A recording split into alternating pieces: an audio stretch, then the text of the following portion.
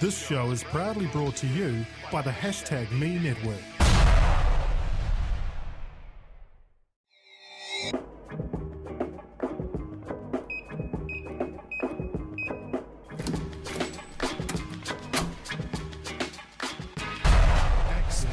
Kia ora, and thanks so much for tuning in to episode 41 of Access Granted, our weekly Kiwi tech and media podcast. I'm Raj, my background's in film design, media and technology. And my name is Mike, and my background is in information wrangling, connecting people and getting things done. Now you're here because you're a Kiwi that either works in or has a great passion for tech or media in New Zealand. Hey, happy Easter everyone. This week we're going to bypass our usual jibber jabber, and we'll get back to you about Patreon next week. This week it's Easter, so happy Easter to everyone, and we're just going to go crack straight into our interview with Bianca from Law Downunder. Very, very interesting stuff. Since we're here now and we're having a beverage. We're here, we're sitting in Studio 1. Yeah. And our guest's favourite bar, so that's good. Yeah, and Bianca's favourite bar. This is fantastic. Perfect. Yeah. Studio 1. Yes. Who's Bianca? So we got, delightfully, we've got Bianca Muller from lawdownunder.com. Well, it's lawdownunder.com's the name of the site, not the name of the business. And I met Bianca at an NZ Rise monthly do, which was last month, we reckon. We're recording in mid-March now. And Bianca came in and talked IP, and particularly around IP protection and the law around that in an export sense. And there were two things that I got from that. A, I just learned so much about that. I haven't crossed that at all, hadn't to. And also I got the world's best business card, and I'll talk to you about that later. But first, of course, Raj, we have our favourite opening question. What makes you happy, Bianca? What makes me happy? Yeah. Does it have to be one thing or several things? No. It's your answer. Lots of things. So, the good company of good friends, preferably with good food, and playing football. Oh, yeah. So you're a football player, aren't you? Yes. Because we said, fancy a beer, and you went, no, I can't. Yes, I have to forego the beer today because we have a pre-season game. So. Ah, okay. This doesn't really count then, does it? Pre-season. I get the impression this is not... This is more serious than social for you, Bianca. We are playing Premier League, so Oh, wow. All it's not purely social anymore. So Wellington Phoenix players. No, I guess for the ladies it's not quite on that high level, but there are actually quite a few clubs in Wellington. Yeah? In Wellington alone we've got 5 divisions. Holy moly. Yep. 5 divisions. And each division has about 8 to 10 teams, so it's quite a lot. That's bigger than we thought. Yeah. Yeah, well, I'm learning something already. And do they all then... Who do you play against? I mean, I know Christchurch. Actually, all my nieces down in Christchurch, and all my family down in Christchurch, they play football. Mm-hmm. And they're massive football fans is the wrong word they are, but also they just play. That's all they play. Yep. Yeah. Aficionados. Aficionados, that's the phrase. So who do you play for, and when do you win the final? Well, so many questions. I play for Petone. Oh. What does that mean? It's not Miramar. Oh, of course. Because the centre of the universe, I hear, is Miramar. Yeah. It might be for Central League. So you get a chance to beat Miramar, maybe. I'm not sure Miramar's got a Premier League team. Oh, nice comeback. Go. Nice comeback. Yeah, not up to the. If they were better, not up to I might, but they're just not good enough. Yeah. Check Mike and maybe they'll be up for it. So are you both based in Miramar? No, I'm in northern suburbs. Mike's in Miramar, Mike. Mm-hmm. And I just spend time there because I have family there. Yeah. We used to record there. Studio 1 used to be my son's bedroom. Oh, okay, yeah. And then the best acoustics out of the whole That's right. Yeah. We went round to each room trying to record, and it was less echoey there than anywhere else. But no, we don't anymore. We can't. The buzz. We've upscaled now to an actual studio / bar. Yeah. An actual / pizzeria. So what about the background noises? Is it sort of interfering with it? sound Usually quality. usually it's just a murmur, unless there's a lot more people in here. Yeah. But usually we're okay. Yeah, by how full You know, would it's it be St. Patrick's Day, so this might all turn out into a ginormous party and screaming. done? No, because this is not. This doesn't sell Irish beer. It doesn't sell. It's just not going to be one of those places Yeah, that people go true. to. Yeah. Potentially. Potentially. Who knows? It's a beer got place. beer. Yes, exactly. The main ingredient. But I did notice walking up from Courtney Place, even the bars that aren't traditionally Irish, they're all playing the Irish music. They're all getting into it, aren't Yeah. they? Fiddly, Yeah. potatoes. All the what do you call it, the stereotypical music bits and pieces, yeah. The pogues. But nothing's happening in there, you're all quiet. So, back to Bianca anyway. So you play football. Yes. But I met you at the NZ Rise, and we talked about IP and export. So you have dealt with tech companies, and that's how, I suppose, through the relationships you had with Catalyst and some of the other guys there, they asked, could you come in and explain to the rest of us? Have you focused? Is your business focused on tech companies? Yep, it is pretty much focused on the IT industry. But it's not only around the matter of IP, which is what I talked about at the NZ Rise, but it's more holistic in terms of regulatory compliance and contracting, securing, pockets of that IP. But it does have a very strong export, transport and logistics and IT industry focus. Yeah. So does IT have a specific bent need for is it something you go, you do need to have a different view on IT because of something? In a sense, yes, because those licensing agreements can be rather complex. Yes. That's how you guys make money. It's you license out your IP, your service, your product, whatever it is, and those, how you carve out what a consumer or another business may or may not use with your, say, software is actually very, very important. But sometimes it's simply things like consultancy agreements, value-added reseller agreements is another big category that comes into play. And some of the contracts are 120 pages long. Holy so that's how complex Why you need lawyers. it can get. And so there is a lot of specialization needed in that area. Fair enough. And do you do a lot of work? Did your company, or are there anybody else doing these sort of things in New Zealand? Is it? There is. You don't have to name your competitors. It's okay. I just want to know how many, or is it? I'm not sure how many there are, but I think there are about a handful of other firms that provide that sort of service. So it is still a niche field, but with New Zealand moving more and more into the service industry, it will become bigger. Yeah, I suppose. Yeah. And investment into technology, and that's the future product or service for New Zealand to export. So it does have a huge growth potential. So it's an interesting you say about export, because that's sort of doesn't come into the equation straight away, right, when you're starting up. Well, there's the people that you work with. Do you work with startups particularly? Do you? No, they are mostly as small to medium size, which pretty much everything in New Zealand is. Yes, that's right. So if you're not Fonterra, you're in the small to medium size. But from the German side, it's usually stock-listed companies from the German market that come to New Zealand or Australia. Yeah. So that's pretty big scale compared to the companies in New Zealand.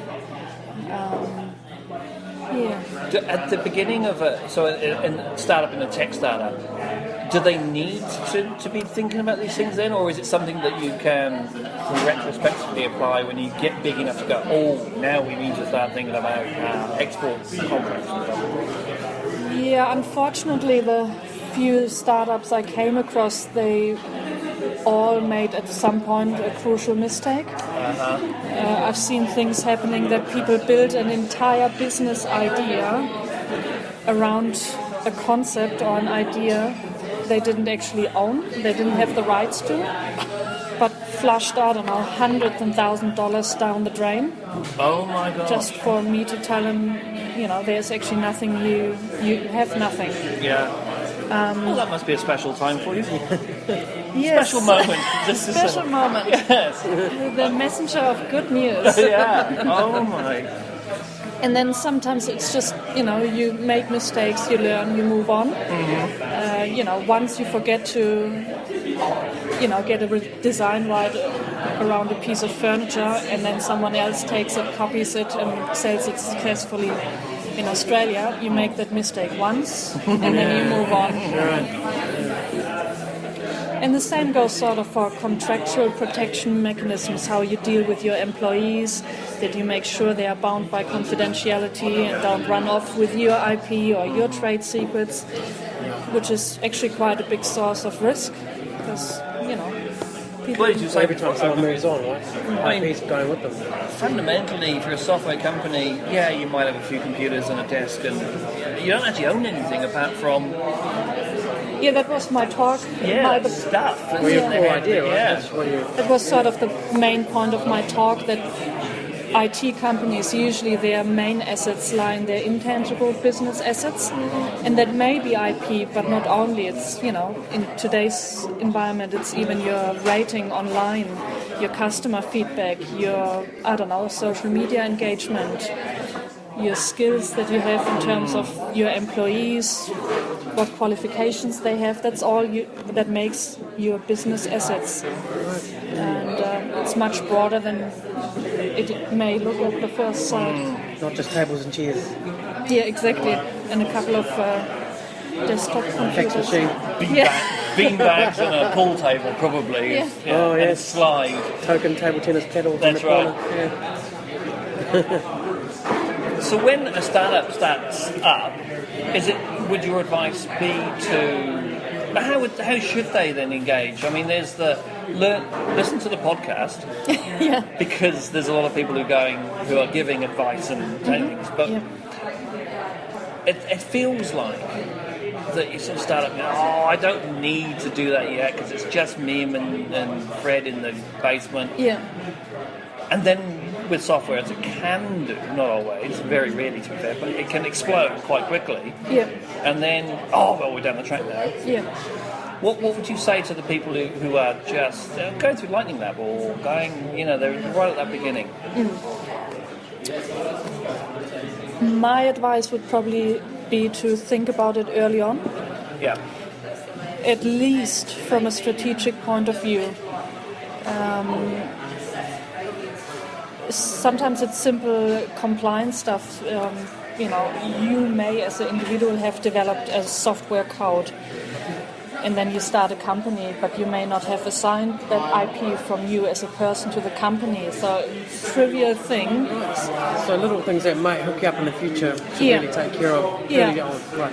Or say you've got a good friend and you decide to start a startup, and that person is actually the coder, and you're sort of the business development and going out there meeting clients person.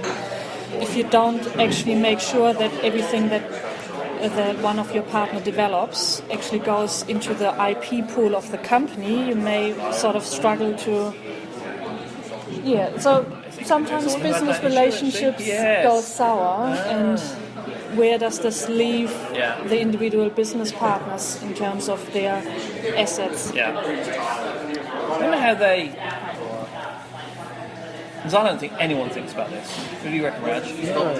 I don't think anyone at the startup thinks about it. Think about it later when something happens. Yes. We better sort that out. Oh, we didn't provision for that. It's a bit late now. Yeah. Horses bolted. And then when you start to... Because I imagine most startups are all going, we'll stick it in the cloud and we'll... Now, this is the question I have, and I still don't know the answer. You export? Are you in export then? When if you have a system that's running in a New Zealand cloud thingy, and all your clients, say, are in Peru, why not? It's got to be somewhere. Is that an export? Are you exporting something there? Or are they importing? Well, I suppose if one is happening, the other will also be happening, I presume. But nothing. So is that where you're talking the enterprise? Is that where they need to then start to think about what licensing in Peru and IP protection in Peru, or that's a big question. It's a very big question. And you haven't got a beer in front of you as well. I suppose not the answer, but what should someone do when they go, starting to get users around the planet. So in a sense, you are exporting through this medium of whoever the cloud provider is, and they themselves have cloud provisions, some terms of conditions that may or may not have an impact of what you actually can do with the software you license out, say, to Peru. So it does pay to have a close look at those terms. And of course, most often it has to do with privacy matters. What is your company's privacy policy in terms of if you actually transfer, store personal information? Who knows where? How do you deal with it? And does that mean it's New Zealand legislation that applies, or is that something where the cloud provider sits, or does that have to do with Peru? So the moment we move into the sphere of internet, it becomes very difficult in terms of which law actually applies, which jurisdiction applies. But in some contexts, you can actually make that work for you in that you draft your own contracts in a way that you make that actually very, very clear which legislation applies, say, to your license, to your data set. So that's an advantage you can use. Because no one has the defined answer. You make your answer and go... It really, really depends on the individual case and how is data transmitted, how is a service provided. There is no general, this is how it works answer. And is that sort of a thing because everyone's still learning and still trying to sort it out? No, I guess that has to do with the complexity of private international law in itself. That it is actually highly complicated to discern with the international regulations that we have, which law applies. And the internet makes it even more difficult to sort of apply the factual contexts within the internet on those already complicated so it was international complex rules. 20 years ago when we didn't use the internet. And now we've added the internet. Yes, exactly. We've gone, cheers, thanks. I suppose it wouldn't be a lawyer, isn't it? And I guess especially with moving personal information or even sensitive information around through your app, that's where you can get pinged, and that can get you in trouble. And most of the people then that are doing, because I don't know anybody who's creating anything that's technology, an app or whatever they're doing that isn't using the cloud. I mean, I don't know the last app or thing that created that didn't use the cloud. The internet, that's not just the cloud, my ass. The internet. This is actually quite an interesting point, because when I talk to New Zealand companies, everything, even within small businesses, pumped into the cloud and even in the public cloud. And, data protection concerns are not exactly a priority, neither is privacy. But when you talk to European companies, they are so reserved in terms of moving into the public cloud. Whether that's medium-sized companies or stock traded, if at all, they build their own one. Really? And still? Yep. And I see, there's a New Zealand reaction. Still? So they're tin huggers and they love it. I guess because they don't trust the Google and the places like that from America. Specifically the Google possibly. in Germany, I do believe. Yes. It also has to do with the regulations around European privacy law, which is much stricter. You can actually get fined and sued for damages, and that makes you very, very risk averse. So the privacy regulations in Europe are much tighter than they are in New Zealand. That has to do, but it's also the awareness around privacy. I guess the trade in personal information in New Zealand isn't that prominent because it's a small market, whereas in Europe everyone wants to buy and sell personal information, so it becomes a commodity with high value. So consumers are more like, no, I don't want to give it away. Unless I get the value. Exactly, You can buy it off me, but not the Googles. Yeah. And that brings you back to nothing on the internet is actually free. You pay in some way with your personal information. Attention or information. Yeah. That's the two commodities that you pay with. Do you believe that, I mean, the European Union, I listen to Jeff Jarvis an awful lot, and he has quite an American view. He's quite amazed on that. A bit of a Google fanboy too, to be really fair. But he does he spits in America, no one trusts the government, but everyone trusts corporations. That's a black and white statement. Whereas in Europe, he says it's the different way around. No one trusts corporations, but everyone trusts the government. Neither of those statements are true. He's just trying to express the difference. Where do you think New Zealand is in that? From the way that when you discuss with clients, which way are they looking at things? From my personal experience, that's not representative. You're hearing about it. I think there's generally a big trust in what the government's doing will be all right.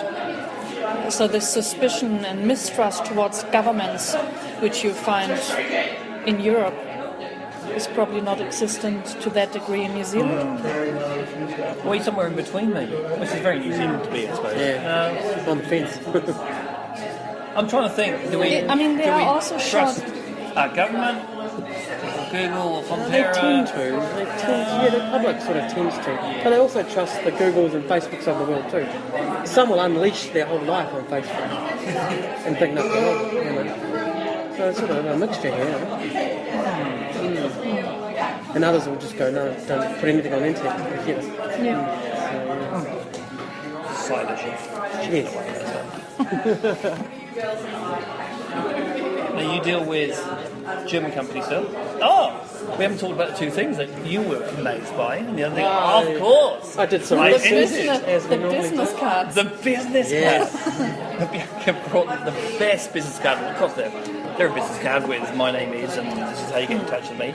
And it was. But wait, there's more. It's a little bit thick, I thought. And you flick the side out, and it's a USB card, a business card, USB card, and it had 2 gigs. That's brilliant. It's win-win. And it was for free.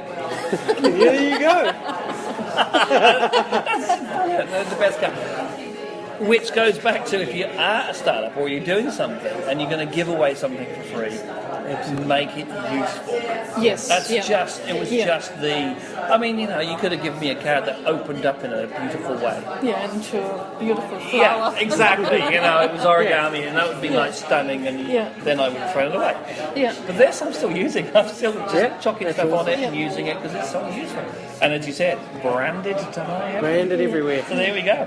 My favourite one was someone who made a chocolate bar, but the outer wrapper was their business card, and inside was chocolate. That's a cool idea. But then you throw it away. Yeah, but you keep the label. See, it's still on a card wrapped around the chocolate, so it's still got the material, but it's more disposable because everyone's just chucking it out. I guess it depends on what sort of statement your company makes. I don't know if this was a practicality approach.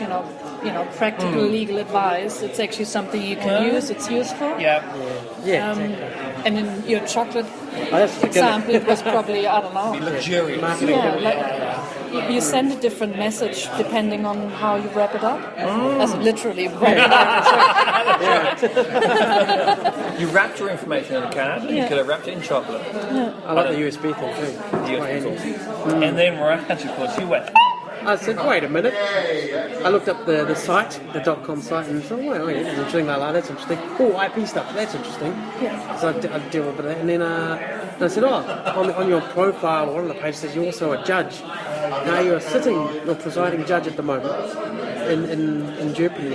Said you're a judge. No. I'm qualified as a judge, but I'm not presiding over everything at the moment. So, I'm qualified as a judge, which means if I were to go back to Germany, I could work there as a judge. Nice. Yeah. That's kind of cool. You don't see that often. We haven't had many judges on the podcast, so it's definitely one of the first. Yeah. Absolutely. What does it mean to be a judge? You go along and you have to be kind of know everything and be fair about it. You have to be appointed.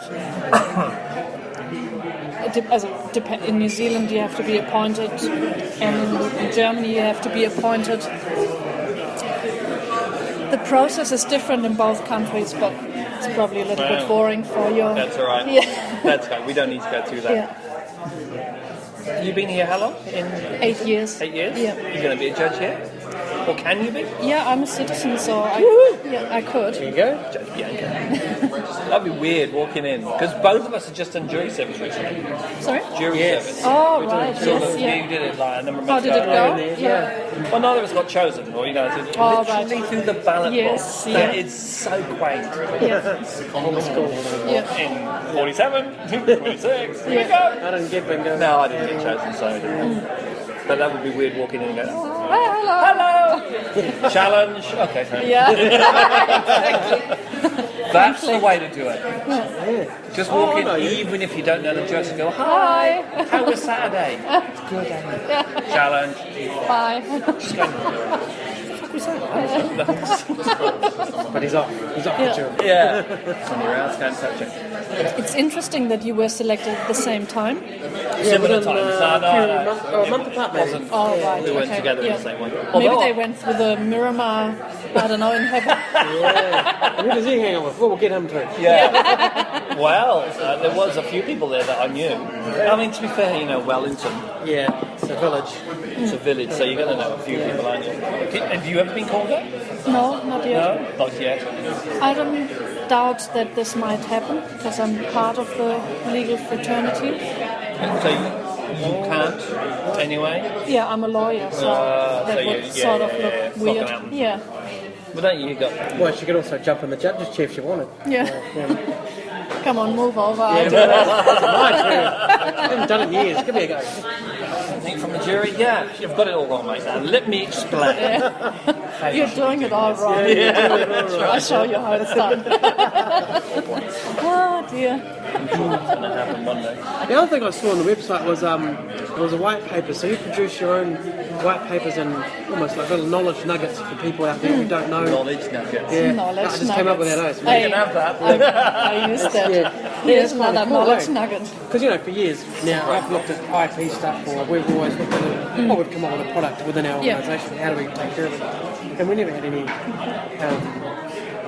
easy advice to find online. Yeah. We have to go see a lawyer. Yeah. So I love what I found on their website. It was pretty Yeah. cool. And you've Yeah, got that was something the new. whole point of we are going to release a white paper on intellectual property and how to manage it in exporting strategies. And that's exactly to fill that gap, Yeah. because at least to get a basic understanding of what intellectual property is, because Yeah. it's hard to protect something when you're not even in a position to see it or understand it, because it's intangible. Well, that thing that you went through, there was, there's trademarks and then there was creative rights. And I was sitting there going, I didn't know that existed. Yeah. Oh, that's a thing, is it? Yep. And that's a thing that those in the circumstances should be looking after. Absolutely. Yeah, so I wouldn't. You don't know what you don't know. Yeah. And then you go, oh, look, we've got. Yes, that's what I mean. Usually you sit on mountains of, potential assets you could make money out, and you're just not aware of it. And that makes companies extremely inefficient. And success sort of breeds success. And those companies that are actually successful, they look very, very carefully after their IP portfolio. And it's probably not done to just once go and register a trademark or register a design right. It's something that has to continuously be managed. It's ongoing. It's not, and it's probably not a purely legal task either. It's more a strategic and business management task. Where do you want to drive your business in the future, and where do you want to generate the revenue from? Chances are that it's actually from your IP. And if you want to do that, you have to understand what your assets are, what you have, and what you could commercialize and where. And that's the whole point of that white paper, to really briefly explain how all those little bits hang together and how you can actually use them as a company to carve out your competitive advantage. And it's even more important if you export. Within New Zealand, I always say it's sort of a very isolated island. You get away with a lot of things you will never ever get away overseas, because it's simply a shark pool, and if you are not prepared, you will simply be eaten. So we're quite naive here in two ways. One, how it will be treated when we throw our boat off the shore, but also in what actually we have. I guess that's one way of looking at it.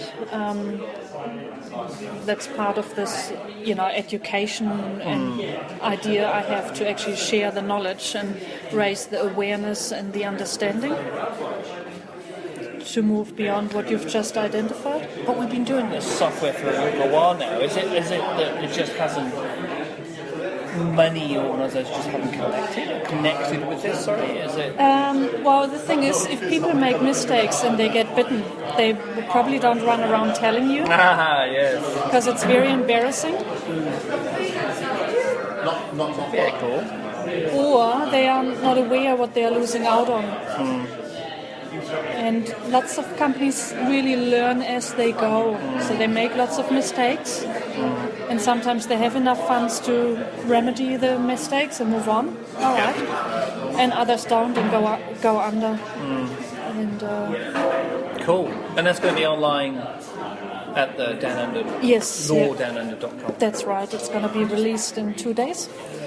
And so by the time people are hearing this, it'll be out. It'll be there, ready to go. It will be out. Yeah. We'll be tweeting the pictures right now. Yep. Yeah. Perfect. Yeah. Do you have, maybe a personal question as opposed to a company question, do you have a drive to, you're doing this as a goodness of one's heart to do this? Obviously there's business benefits for this, but is it something you just think should be out there? And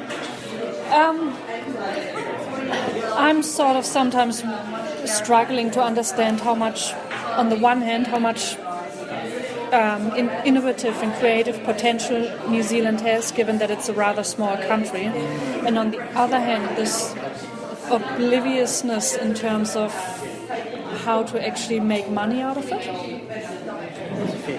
And welcome to this podcast.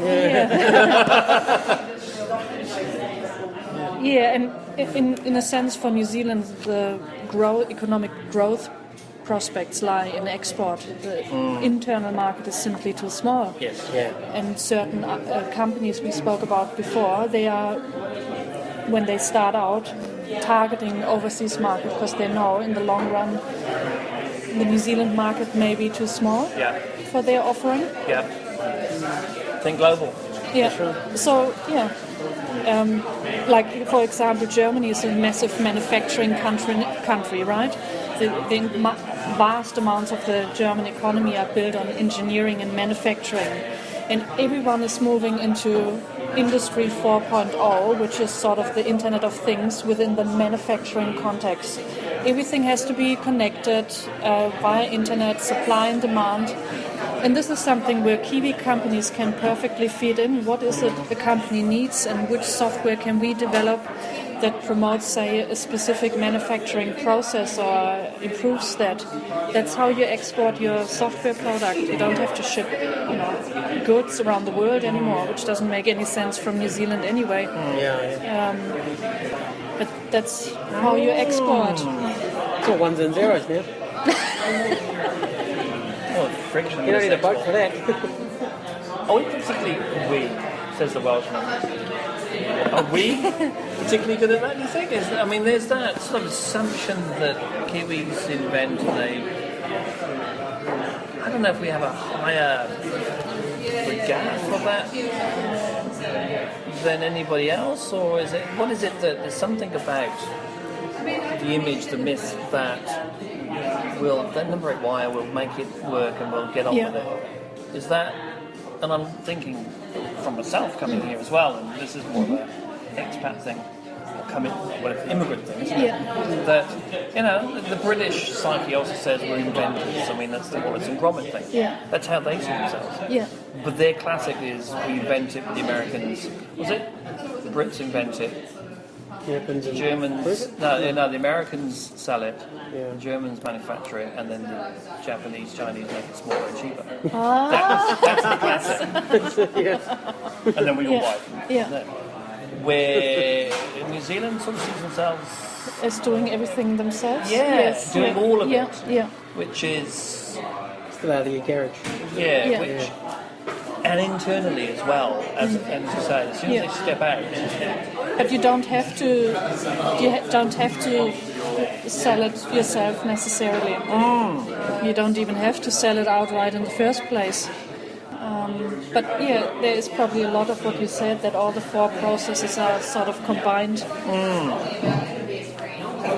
and spitting it out and knowing therefore that this is the thing we're sitting on, the IP, the rights, the value in all of that, Yeah. and then going, well, sell that, sell Yeah. the rights to that, Yeah. sell something that I don't see that happening. It's very much a you do it all. Yeah. We'll make it, we'll build the servers, we'll get the clients, I do it all. Yeah. And that is very, very hard with limited resources. Yeah. You know, we don't, as a country, don't have vast access to cheap labor, good skilled labor, and I don't know, infrastructure. Geographic isolation is another problem. All those typical sort of economic restraints New Zealand is subject to play into that. And So there's nothing.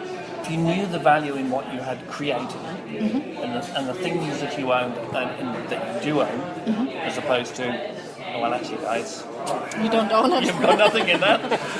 It's all been done. Never mind. What a conversation. Then there's no reason to say we'll sell that, and someone else can make it. Yep, Someone else can sell it. exactly. And we'll just Yep. get the bits. Yep. Which is the question. I'm looking at Raj here. No one that we've spoken to has had that from the Vaughans of the world, the Bens, and also the smaller startups. No one really has that view. They're all do it all ourselves. All of ourselves, yeah. Fascinating. Yeah. In other parts, that's the quality of New Zealand society. You know, we do it all ourselves. But see, what I do, I target specialists for certain projects. Right? Why can't we do that with our companies? So for the manufacturing, we'll go straight to Europe, Yeah. stuff like that. And I'll go, no, we'll just do it down in Lower Hutt or something like that. Instead, cost 10 times as amount. So maybe it's just a way of thinking that needs to change a little bit. Yeah. So we can take parts of our business and license it or get someone else to build it. So I guess- Apple, for example, they don't build it all in Texas, right? They build it out. Well, true, yeah. The Google guys, they build stuff out in the third world and then bring it over. I guess another restriction in terms of But Mars. how New Zealand prospers as an economy or as a country is the lack of sufficient international cooperation and international links. And that, of course, is really bad if you're so isolated. And it makes it really harder to establish those relationships. Do you not think we have? We're It's doing one, deals with everyone, aren't we? Some people do, and it may be what you read in the newspaper, but it's one of the reasons our foreign direct investment absorption is so low. So labor productivity is one reason, low labor productivity, and the other one is the lack of international cooperation and linkages. Between That's what landing pads are all about, things like that, right, to promote the links. Yes, yeah, exactly. So we haven't got enough of that, maybe. Or the rest of us aren't doing it. No, that's fascinating. No, that's valid. Bugger. Wow, you made him quiet. How did you do that? Yeah? He's all quiet. Well, I'm seeing a different worldview thinking. of how things could be. Yeah. Not should be, but could be. And it's not going to be everybody 100%, but it's like, well, it could be different. We can do things differently. Yep. And I think the challenge there is let go of a few things. Just not do it all and trying to be everything to everyone. What it is, they can't let go. Let go. Because it's your thing, you just started it, or it's your business that you've been going for years. And break wire. We'll Still make it out yours. of all our bits and we'll put it all together and we'll sell it ourselves Yeah. and we'll Yeah. make it down the road Yeah. and we'll do it all. And it's like, Sounds like a lot of hassle to me. You don't have to. Export some of that. Cool. Yeah. Hey, mate. Where can people find you where am I going to find you when I come back with all these other questions I've got? Where can people find you online, Bianca? Online, I mean on the website, obviously, lawdownunder.com, but probably you just drop me an email or Twitter. I'm on Twitter. Okay, what's your Twitter handle? Hashtag Law Downunder. Cunningly hidden under Law Downunder. And that's you when I tweet Yes, that will yeah, be you that's tweeting back. me. Yeah, tweeting Fantastic. back. Yeah. And your white paper that you're going to put out, that will be out by now, that people are hearing that, Yeah. that's going to be on the website? Yes, and it will be all over social media as well, so you shouldn't have a problem finding it. And I'm happy to receive comments and questions. Cool. This is, Sure to be open questions. up. Yeah. How do I do that? Can you help me do that? Yeah. What's the question? Oh, I think there'll be I mean, if people who listen to this haven't downloaded it by now, and you are in tech, in any sphere of life, you should be there, because it's going to expose the stuff you don't know. Exactly. So you might know something, but it's going to be 75% you go, I did not know that. Yeah. And it is really you never know what you don't know. Yeah. And you never know what you don't know if you can't even see it. Yeah. That's true. Well, that was my experience at the NZ Rising, was just Yeah. going, oh, I didn't know that. Oh, didn't know that. But, my world sort of got more complex, to be fair, but also more, that's reality. There's things happening in the world that I didn't know about, and now I do. And that's always interesting, isn't it? If you learn something new and gives Yes. you new food for thought. It's the whole point of this discussion as well, I guess. Yeah, absolutely. Yeah. That was really cool. And that Thank brings us back to your first question, when you asked me what do you enjoy most, and one of the things are discussions and intellectual challenge and actually helping people make their business more efficient. Yeah. Perfect. That's great. Well, I've been intellectually challenged. Quite stimulated by that. Yeah, absolutely. Good. A lot of things to think about. Oh, There is, you yeah. shouldn't have had 3 beers then. He's not 3, he's a 4 or 5 pints a night, Raj. Thank you so much, Bianca. Really appreciate it. Yeah. Thank you It's for been inviting me along. It's been a pleasure talking to you both. Thank you very much. Right, find us on the social networks. Look for us on Twitter, Facebook and Google+, or chat to myself, NZ Raj, on Twitter, or Miramar Mike. On Please Twitter. email us on #me.co.nz, and for all the hashtag goodness, such as updates, news, prizes, and much more, go to the #me.co.nz website. Thanks for your time, and see you next Tuesday for the Kiwi tech people sharing their own stories. Ka kite anō. #me.co.nz